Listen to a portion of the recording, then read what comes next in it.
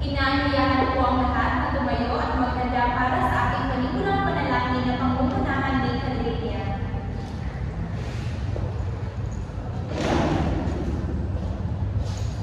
Yung po natin ang ating ulat, namin natin ang sa ngalan ng Ama at ng Anak ng Espiritu Santo. Amen. Panginoon, maraming salamat sa araw na ito. May gabayan mo ang aming pagpupang na ng maayos ang aming presentation.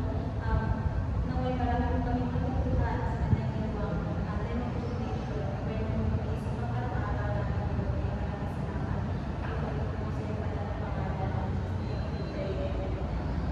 sa ngalan ng Ama, ng Anak, ng Espiritu Santo. Amen. Magandang araw, class. Magandang araw po, Pinipili Ensyo.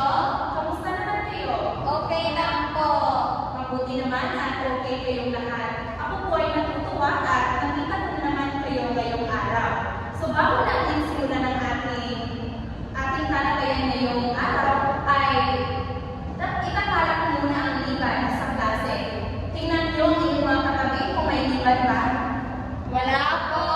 Mabuti naman ng gano'n. Ang gusto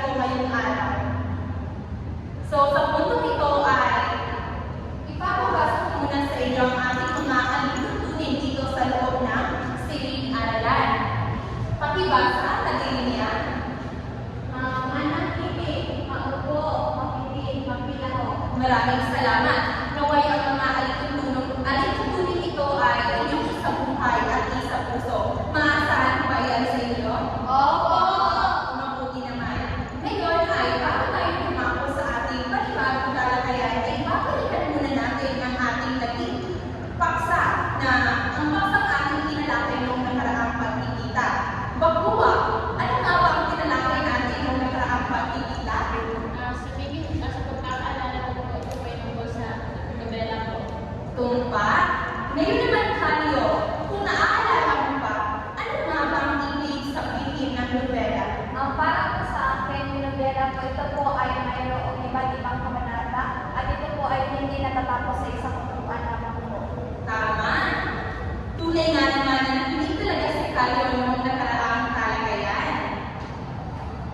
Okay, so, bago ang lahat ay may iingat muna akong gawain para sa inyo.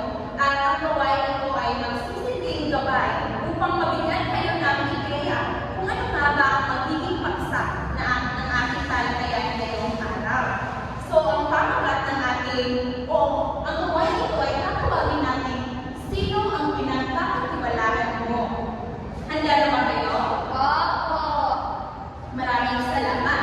So, sa gawain ito ay susubukin natin kung paano ninyo sinusukat ang pagiging tapat ng isang tao at kung ano ang inyong mararamdaman kung kung ano ang inyong mararamdaman kung ito ay nasusubo. So, dito sa aking mga kamay ay may mga sobre. So, sa sobre nito ay may mga katanungan. So, pipili lamang ako ng mga piling mag-aaral na siyang pupulot sa mga katanungan ito. Pupunta lamang kayo dito sa harapan at babasahin ninyo ang katanungan na inyong mapupulot at sagutin ito. Maliwanag po ba ang ating tanong ko? Opo! Mahusay. Mabuti naman kung wala na kayong katanungan sa ating ganito. So, gusto ko na si Calio, si Bakua, at si Cadillac ang sasagot sa mga katanungan. Okay. Ayan. So, sino ba ang nakabunot na number 1? Ako. Okay, so pumalito ka muna magpumak sa harapan. Okay, so ano nga ba ang nabunot mong tanong? Sino ang pinakamalapit mong kaibigan? So, dahil dalawa naman po kayo may dalawang kaibigan. Pinakamalapit na kaibigan mo si Roxanne at si Michelle. Ayaw ko bumili sa kanila. Kaya, ang pipiliin ko muna ay si Giovanna mo yung nasa pipiliin ko. Maraming salamat, no? So tunay nga naman na masasabi talaga natin na sila ang ating matatalik na kaibigan. Dahil palagi mo silang kasama, no? Sa hirap at ginhawa. So, pangalawang tanong, sino ang kabunot? Opo, teacher! Okay, Cadillac, basahin mo na ang tanong bago mo ito sagutan. Paano mo malalaman kung tunay siyang tapat? So, para po sa akin, malalaman ko na tunay siyang tapat sa akin kapag hindi niya ako sinasabihan ng mga salita na hindi ko nagugustuhan at lagi niya pinaparamdam na siya sa akin na mahalaga ako o mahal ako at ano ko, parang binibigyan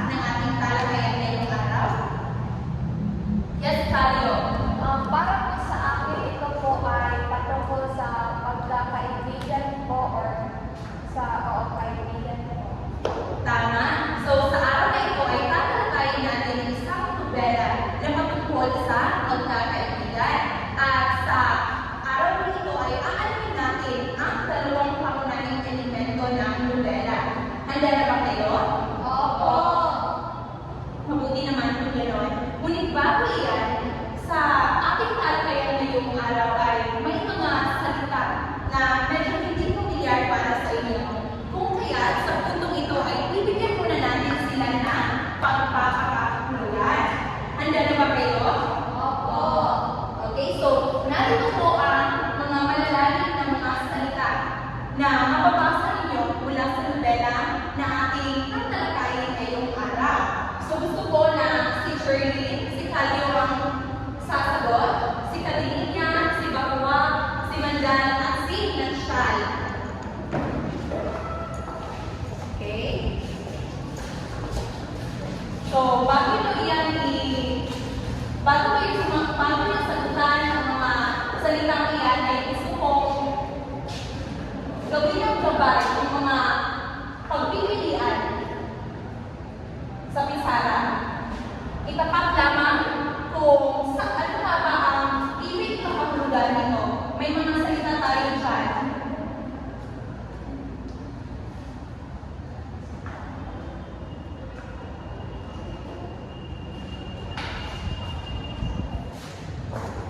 Ayan. Maraming salamat. Bigyan na natin ang masigabong palakpakan ng mga anak ko. So ngayon ay aalamin natin kung tama ba ang magiging kasagutan ng inyong mga kaklase. So ang unang salita, matinding kalungkutan. Sino ang sumagot sa unang bilang? Matinding kalungkutan. Katagang nga ba ang sagot dito, Bakua? Matinding kalungkutan. Parang sa akin, parang hindi po. Tama, so hindi po siya kataga. Pag sinasabi po natin matinding kalungkutan, ito ay nagsasabi po na hindi, kasip-hayuan. Ito po ang tamang sagot. Pangalawa, naiwang mag-isa.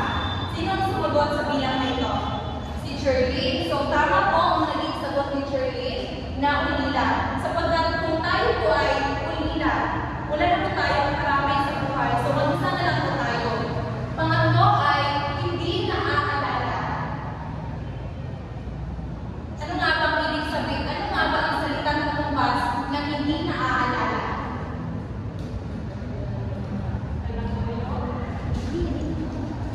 Hindi po.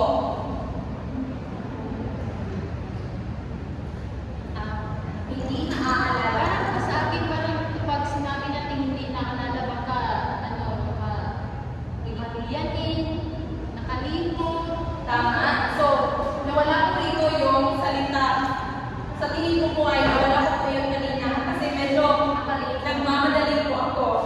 Hindi naalala. Oo. Ang kasunod ay taong karelasyon ng paligid. So, tama po ang naging sagot kanina, kalabuyo. Ang panghuli ay matinding galit. Ito ay mugi. Ngayon ay alam na natin ang mga kahulugan ng mga malalalim na salita. Tiyak ako na maunawaan mo talaga ang nobela na ating tatalakayin ngayong araw. Ngunit bago tayo dumako sa ating formal na talakayan, ay gusto ko muna basahin ninyo ang ating mga layunin na nais natin makamit pagkatapos ng talakayan. Pakibasa at Cadinia. Natutukoy ng mga mag-aaral na kahulugan at kahalagahan ng tauhan at tagpuan bilang panglahing elemento ng nobela. Na ipapakita ng mga mag-aaral ang kakayahang magsuri ng tauhan at tagpuan sa nobela na natin sa pamamagitan ng pagsagot sa mga tanong at pagsasagawa sa mga gawain. Napahalagahan ng mga mag-aaral ang kahalagahan ng pag-unawa sa tauhan at tagpuan bilang halagang elemento ng nobela upang mas manawaan ang tagpuang daloy sa kwento. Maraming salamat. At upang matiyak natin na ang mga layunin ito ay makamit natin sa pagkatapos ng talakayan, ay inaanyayahan ko kayo na mag-cooperate kayo class upang makamit natin ang tatlong layunin na ito. So ngayon ay talakayin muna natin ang mga elemento ng nobela. Ngunit sabi ko kanina ay uunahin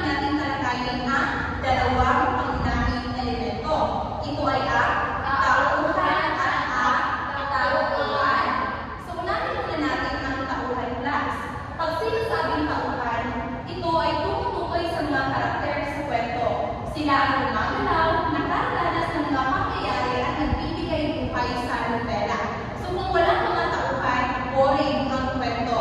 Sapagkat alam naman natin no, na sila ang nagbibigay buhay sa lahat ng mga pangyayari. Ang kasunod ay tagpuan. Pag sinasabi natin tagpuan, ito ay ang lugar at panahon kung saan nagaganap ang kwento. So, pwede itong sa isang like field, sa bahay, o di kaya sa mga sa swimming pool, mga importanteng lugar, o di lugar at panahon kung kailan at saan naganap ang kwento. Okay, so dahil tapos na natin talakayin ang ating dalawang elemento ng nobela, ngayon ay aalamin na natin kung ano nga ba ang pamagat ng ating nobelang tatalakayin ngayong araw. So sinabi natin kanina no, na ito ay tungkol sa kaibigan. So ito na po ang pamagat ng ating nobela. So ito ay ang nobelang Nena at Nene ni Valeriano Hernandez Peña. So ang nobelang ito, class, ay tungkol sa pagkakaibigan na sina Nena at Nene. So sila po ay kapwa nila at naging nagturing ng hindi na magkakapatid hanggang sa kanilang paglaki. Ngunit nang sila ay dumating class na nasubukan nila ang mga pagsubok sa buhay at pati na rin ang mga pagsubok sa pag-ibig. At ngayong araw ay matutunghayan natin. Pasensya na po at na nagkaroon po tayo ng issue. So ngayon po ay ipagpapatuloy po natin ang ating talakayan. So sa araw na ito ay matutunghayan po natin kung ano nga ba ang nobelang Nena at Nene at aalamin natin kung saan nga ba patungkol ang nobelang ito. So bibigyan ko lamang kayo ng kopya ng buod ng nobela at bibigyan ko kayo ng 5 minuto upang basahin ito.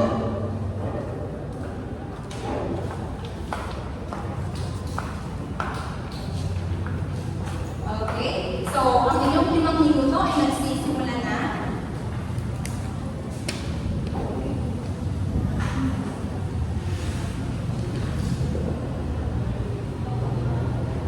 Okay, tapos na ang 5 minuto. So, nakikita ko na handa na si Sherlyn sa aking mga katanungan ngayong araw. So, dahil tapos din ang basahin ang buod, ay aalamin na natin kung sino-sino nga ba ang mga tauhan sa kwento. So, may ideya ka na ba kung sino ang mga tauhan sa kwento? Ang tauhan ko sa kwento ko ay si Nena, Nene. May ano po yun, si Miguel, yung kasintahan na yun, Nene or Nene. Basta yun lang po yung naalala ko po. Tama. So, masasabi talaga natin na nagbasa talaga si May. May dadagdag ka pa ba, Shirley, sa mga tauhan? Si Lucio po. Okay, so aalamin natin kung tama nga ba ang binigay mong pangalan. Okay, so narito ang mga tauhan sa nobela. So, unang-una ay si Nena. Siya ang babaeng matalik na kaibigan ni Nene. At nagkagusto siya kay Miguel. Ngunit, siya ay napunta kay Deo Gracias. Hindi sila nagkatuluyan ni Miguel. Si Deo Gracias ang kanyang naging asawa. Ang pangalawang tauhan ay si Nene. So, siya po ang matalik na kaibigan ni Nena. At ang babaeng hinanakana para kay Narciso. Ang pangatlong tauhan ay si Isko. Isang lalaki na nagkagusto kay Nene. At alam niyo ba, class, si Isko, nakilala niya si Nene sa isang kasalan. So, doon niya nakilala si Nene at nahulog ang kanyang loob kay Nene. Ang pang-apat ay si Narciso. Siya ang lalaking nagmahal ng lubos kay Nene. So, siya po yung asawa ni Nene. So, sila pong dalawa yung nagkatuluyan. Kasunod ay si Chayo. Ang babaeng gustong-gusto niya si Narciso, pero siya ay napunta kay Miguel. So, masasabi talaga natin na kahit gaano natin kagusto ang isang tao, hindi talaga natin mapipilit na magkatuluyan kayo, no? Kasi hindi naman sa lahat ng pagkakataon na ang tao gusto mo ay gusto ka rin. So, yan yung nangyari kay Chayo. Ang kasunod ay si Miguel. Siya ang ama ng dinadalang bata ni Chayo na na inakala ni Narciso. Kasunod ay si Deogracias, ang kababata ni Nena at ang kanyang naging asawa. Ang kasunod na tauhan ay si Ali Anday. Siya ang tiyangin ni Nena. So siya po ang nag-alaga kay Nena mula nung siya'y bata pa. Dahil alam naman po natin na sa kwentong iyan, sa nobelang iyan, si Nena at si Neneng ay ulila. So wala na po silang pamilya, kaya tinuring nilang ba ang isa't isa bilang magkakapatid. Ang kasunod ay si Pepe. Siya po yung kuya ni Neneng. So sinabi ni Jerry kanina na isa sa mga tauhan ay si Lucio. So wala po si Lucio sa mga tauhan. Maraming ibang nobela po yung nabasa mo, Jerry. So wag mag-alala noon dahil ibinahagi lang po ni teacher yung mga tauhan sa nobela. So ngayong alam na natin ang mga tauhan sa nobela, alam ko na makakasunod talaga kayo sa ating gawain mamaya.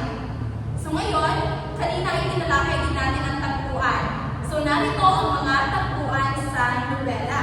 So una ay sa baryo o sa pamayanan na kung saan dito lumaki sina Nena at Nene. Ito ay isang lugar na konserbatibo, puno ng chismis. Hindi talaga natin maiiwasan ang chismis, no? Kahit saan. At ito ay isang sensitibo sa reputasyon. Ang kasunod na tagpuan ay ang tahanan ni Nena at Deogracias, na kung saan ito ay sumisimbolo sa bagong pag-asa at bagong simula ng mag-asawa. Pangatlo ay tahanan ni Neneng at Narciso. Ito ang lugar na kung saan ay makikitaan talaga ng pagmamahala nilang dalawa. Ngunit ito po ay nauwi sa isang pagkaalinlangan. Ang kasunod na tagpuan ay ang bilangguan, na kung saan ito ang trahedyang sinabi ni Miguel. So, alam natin at mababasa natin sa nobela na nakulong si Miguel. Ito ay ang simbolo. Ang bilangguan sa nobela ito ay naging simbolo ng kawalan ng hustisya. At ang panghuling tagpuan ay ang libingan, na kung saan ito ang naging huling handungan ni Neneng at Narciso. Ito ay simbolo ng pagkakasundo sa huli. Ngayon na natalakay na natin ang mga makakalagang bahagi ng ating aralin, lalo na ang mga tauhan at tagpuan sa nobelang Nena at Neneng, mas malinaw na natin na iintindihan kung paano ginagalawa ng mga karakter o tagpuan ang kanilang kapaligiran at kung paano maaapektuhan ang takbo ng kwento. Naunawaan na po ba? Oo. Wala nang ba mga katanungan o ikay mga panglilinaw? At dahil wala na kayong katanungan, ako ang magtatanong sa inyo. So bilang mag-aaral, bakit nga ba mahalaga na maunawaan natin kung sino-sino ang mga tauhan at ang ano ang tagpuan sa isang nobela? So bakit mahalaga ang tagpuan at tauhan sa isang nobela? Yes, kaniyate? Mahalaga po ang tauhan at tagpuan sa isang nobela nang sa gayon po ay mas maging makatotohanan po, di kaya bigyang buhay po ang mga pangyayari sa loob ng nobela. Tama. So, tunay nga naman no, na mahalaga ang dalawang elementong ito sapagkat kung walang tauhan, boring ang isang kwento. Dahil alam naman natin ang tauhan at siyang nagbibigay buhay sa bawat pangyayari sa isang kwento o ang ating binabasa. Ngayon, pati kung lubos na ninyong naunawaan ang ating tinalakay sa araw na ito. So, upang masiguro ko na inyong naunawaan ang ating tinalakay, dadako naman tayo ngayon sa pagsasanay. So, sa bahagi nito, susubukin natin ang inyong kaalaman sa pamamagitan ng ilang mga gawain na magpapatunay kung gaano ninyo naunawaan ang mga elemento ng nobela. Handa na ba kayo? Opo. Kung ngayon, kumuha na kayo ng isang buong papel at sagutan ninyo ang ating inihandang pagsasanay. Okay, so ang unang bahagi ng pagsasanay na ito ay pasulat. Narito ang test paper. Paalala lang class, huwag po sulatan ng test paper ha. Kumuha ng isang buong papel. Okay, so bibigyan ko lamang kayo ng 10 minuto upang sagutin ito. Okay? Tapos ka na ba?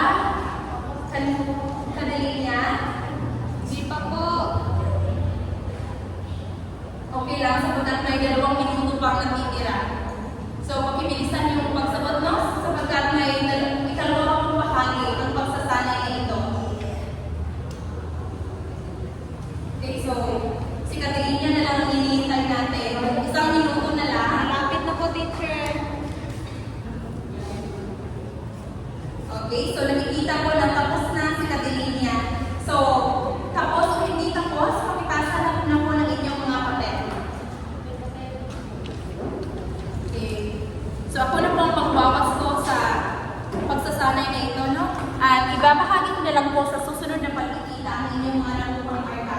At nakikita ko naman na magagaling, mahusay kayong sumagot sa mga gawain. So sa puntong ito, sinabi ko kanina Lord na may dalawang bahagi ang pagsasanay nito. Ngunit ito ay pasalita. At tatawagin natin ito, bunot at sagot. Okay. So narito na. Okay. So, sa paper bag na ito ay may mga katanungan. So, bubunutin ng guro ang pangalan mula sa latarolyong papel. Ang mabubunot na mag-aaral ay siyang sasagot sa tanong. Layunin ito na maging patas at lahat ay mabigyan ng pagkakataon na makapagsalita. So, ang mga tanong sa bahagi nito ay sasagutin ninyo sa harap ng klase. So, para sa unang tanong, yes, Calypso, ikaw ang sasagot sa unang tanong. Okay? So, para sa iyong katanungan, kung ikaw ang isa sa mga tauhan sa nobela, paano mo ba haharapin ang isang pagsubok sa nobela iyon? Kung ako po ang tao sa isang nobela, harapin ko po ang pagsubok ng may tapang at saka sa mga pangyayari ko ay kinakailangan ko na meron akong malakas na prinsipyo at kaya ko pong harapin lahat ng hamon. Pero dadagdagan ko ito lang pananampalataya. Tama, no? So, alam naman natin na ang buhay ay punong-puno ng pagsubok. Kung kailangan natin magpakatatag, no? At mananalig po tayo sa Diyos, sapagkat wala kang ibang makatutulong sa atin. So, para sa ikalawang tanong, yes, Bakuwa, ikaw ang sasagot. Mas worth it talaga si Bakuwa sa araw na ito. Okay. Okay, so pumili ka ng isa sa mga tauhan sa nobela at ibahagi mo kung bakit mo napili ang tauhang ito. Ano ang kanyang character? O di kaya ano ang iyong nagustuhan sa kanya? Pwede ko dalawa. Okay, pwede po dalawa. So, ang pipiliin ko po ay si Nena Halini kasi doon naging makikita yung gaano ka strong ang baligan ng mga kaibigan. At doon naging makikita kung yung mga desisyon nila, nagkakaroon sila ng consultation sa bawat isa. Para sa akin, ito yung definition ng yung totoong kaibigan ba, like, pwede kang maghingi ng advice, yung gano'n. Maraming salamat. So, makikita talaga natin na si Nena at Nene ay tunay ng pinakahalagahan nila ang pagiging magkaibigan. So, para sa panghuling katanungan, yes, Bendito, pumalito ka sa harapan at sagutin mo ang panghuling tanong. So, kanina itiklase na natin ang dalawang pangunahing elemento ng nobela. So, para sa iyo, paano nga ba nakatutulong ang tagpuan sa isang kanto o sa isang nobela? Bakit ito mahalaga? Napakahalaga pong malaman natin ang tagpuan sa nobela upang malaman natin kung saan kailan naging ang isang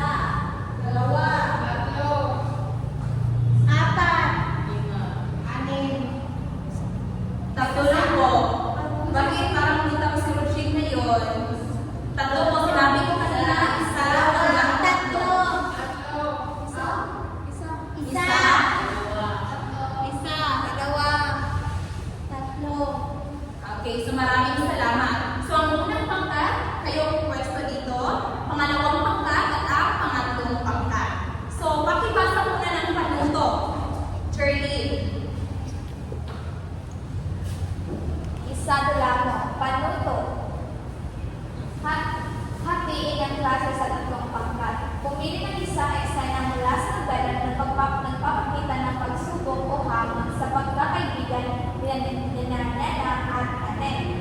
Ipakita sa roleplay o pagsasala kung paano nagtutulungan at nagkakunawaan ang mga tauhan at paano nakakapekto ang tagpuan sa kanilang desisyon. Pang-apat, bibigyan lamang ng 10 minuto sa paghahanda at 2 hanggang 3 minuto sa bawat grupo upang ipakita ang mga eksena sa klase. Malinaw lang po ba ang tanong ko? Opo! So, uulitin po, pipili kayo ng eksena mula sa nobela.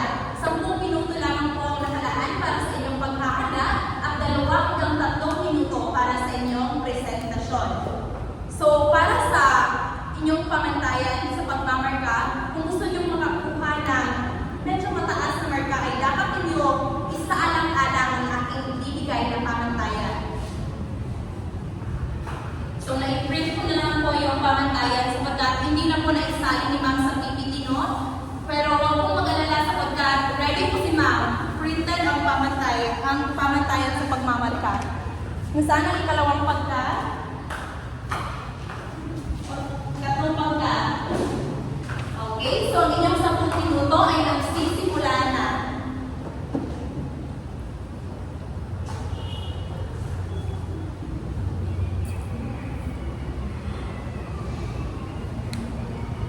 Okay, so nakikita ko na handang-handa na ang bawat pangkat. So, kahit hindi pa tapos ang inyong 10 minuto, gusto kong bumalik na kayo sa inyong mga upuan sapagkat sisimulan na natin ang inyong mga presentasyon. So, ang unang pangkat ang siya magbabahagi. Pumarito na sa harap. Okay? Roger, ikaw ang leader sa unang pangkat. Okay, pumarito na sa harapan.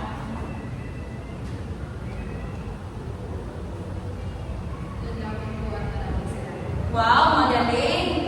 Ang gagaling po Marte ng unang pangkat, no? At sinunod para artistahin talaga yung galing. May future ang batang ito. Parang si Princess King po. Oo. So sa ikalawang pangkat, yan si Priscilla. Magaling rin ang mga miyembro sa ikalawang pangkat. Marito na sa harapan. Maraming salamat po. Wow, palakpakan naman natin si Priscilla. Yan, so makikitaan mo talaga no, na may kooperasyon talaga ang bawat miyembro sa kanilang grupo at makikita mo na maganda ang kanilang naging presentasyon. At para sa panghuling pangkat, yes, Kalyo, pangkat ni Kalyo. Yun lang po at maraming salamat. So sa puntong ito ay bibigyan natin ang inyong sarili na ang galing club. Alam niyo ba yun, class? Hindi po. Okay, so sundan niyo lamang ako, no? So ganito lamang po yun. 1, 2, 3, ang galing. 1, 2, 3, ang galing. 1, 2, 3, ang galing, galing. Sabay-sabay. 1, 2, 3, ang galing. 1, 2, 3, ang galing. 1, 2, 3, ang galing, galing. So tunay nga naman na magagaling ang lahat na pangkat. So nakikita ko talaga yan sa inyo kanina. So sa puntong ito ay ibibigay ko muna ang inyong puntos na nakuha. So sa unang pangkat, magandang inyong pagpapakita lalo na sa pagganap ng mga tauhan at sa pagpapakita ng tagpuan. Ngunit pwede kang mas maipakita ang kooperasyon ng bawat grupo, ng inyong grupo.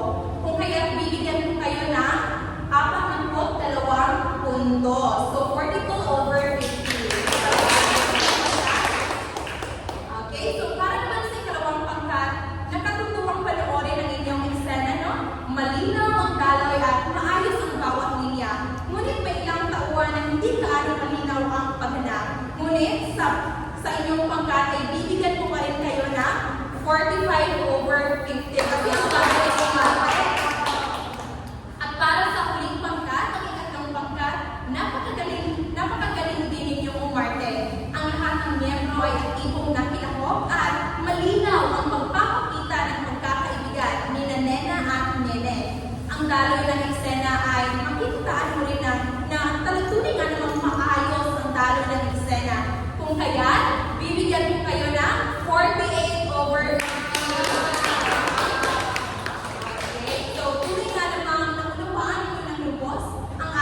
ating talakayan sa araw na ito. Kung kaya sa puntong ito ay magkakaroon ulit tayo ng pagsusulit. So, class, sa pagsusulit na ito, mayroon po itong tatlong tipo. Ngunit huwag pong mag-alala sapagkat ang mga katanungan ay nanggaling po sa nobela ninyong nabasa kanina. So, kung binasa niyo po ito ng maayos, ito po ay inyong binasa ng may comprehension, masasagutan niyo talaga ang mga pagsusulit na ito. Jerlyn, pakipasa sa likuran yung ibang test paper. Yes, katiin niya. Okay. So, bibigyan ko lang po kayo ng 15 minuto upang sagutin ang mga pagsusulit na iyan.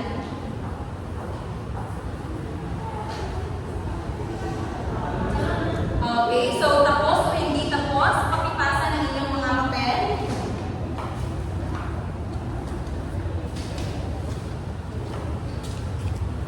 Wow! Nakikita ko na halos perfect ang lahat. Ngunit may isa dito na parang walang sagot. Si ano to? Si Amas. Hindi nakasagot si Amas. Bakit? Ano ba ginagawa ni Amas dyan sa likuran? Sorry po, teacher. Natutulog si Amas. So, kapag natutulog talaga tayo, hindi natin na tutunghayan at naging talakayan. At ito pong nangyari kay Amas, nakikita ko na parang maliit lang po yung nakuha niya sa ating pagsusulit na ito. Ngunit huwag mag-alala, Amas, no? Sapagkat may susunod pa naman, babawi tayo. Okay, so ang puntos na inyong nakuha ay ibibigay ko na lamang po sa ating GC sapagkat tapos na po tayo sa oras.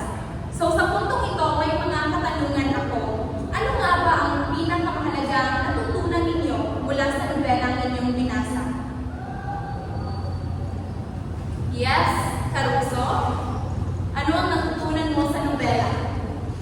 Natutunan ko po sa nobela na aming pinasa ay yung pag po may problema ay manalig lang po at saka kinakailangan po na magkaroon ka ng mas masaya sa pakiramdam na meron kang mga kaibigan na tapat at tunay po sa iyo. At marami pong aral na ibinigay ang nobela patungkol po sa kung paano po ano yung matinding galit, yung pangungulila po, kung paano po natin siya parang maaayos o kaya paano natin, ano ang gagawin natin kung tayo po ay nasa ganung sitwasyon.